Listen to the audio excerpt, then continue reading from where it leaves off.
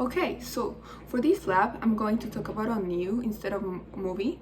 So the new, I found it a while ago, and it was about how the ice in the Antarctic was melting almost as fast as the ice in Arctic.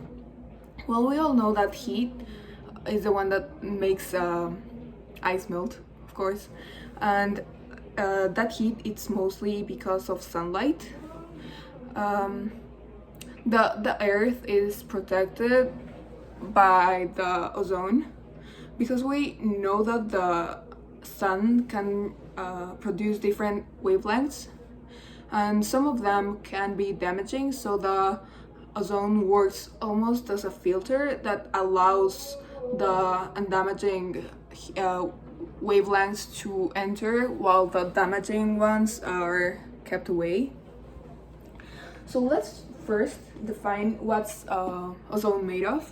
It's made of 3 atoms of oxygen, and the Lewis diagram it's shown here. It can be either of them. And we know that, and as we can see, it has like one double bond and one single bond. And that actually changes the composition because we know that like if it has only 2 bonds as a regular oxygen that's diatomic by nature. So because of the bonds that are in ozone, the ozone particles are easier to change or to like separate the atoms. So the sun, in the case of ozone, works with 2 different functions. One is like the solar formation and one is the solar destruction. In the solar formation, we can see that the oxygen, single oxygen, is affected by, it's separated into 2 single atoms of oxygen because of the sunlight, and that's when it has a wavelength of less than 200 nanometers. So one single oxygen can combine with one single atom of oxygen can combine with like the atomic molecule of oxygen and form ozone, and that can also be like the other way around. So ozone can be separated into an oxygen molecule and a single oxygen atom. So what happens here is that like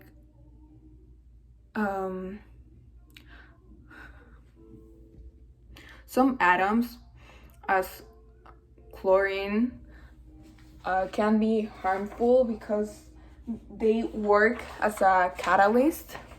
So a catalyst is defined as compound that can alter the rate of reaction without permanently being altered by the reaction. So chlorine, for instance, are modifying the bonds in oxygen and changing the ozone, and it's all a cycle. I'm not going to get much into it because it's kind of long, but it works that way.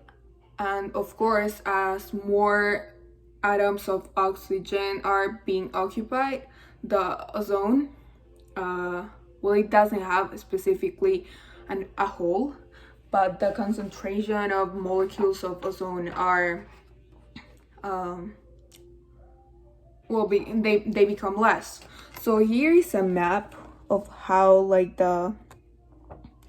the concentration in ozone in different years, and we can see that it's changing really fast. So what happens with molecules with atoms such as chlorine is that they can also be sort of removed or well, not removed, but neutralized, because we all know that the molecules, elements will always try to form 8 bonds or have like 8 electrons, multiple, to be stable. So that's why bonds will be made. So for instance, when chlorine it's combined with hydrogen, it's stable, so the chlorine will not affect the ozone molecules. Some about like between 30 and 60% of the bromocarbons released, that are like bromocarbons, of course, are made of bromine and carbon, and the actual elements that affect the ozone are the halogen. So from 30 to 60% of the bromocarbons released are man-made, and they can be like methyl bromide fumigants and halon fire extinguishers. And well, yeah, that's it. Thank you.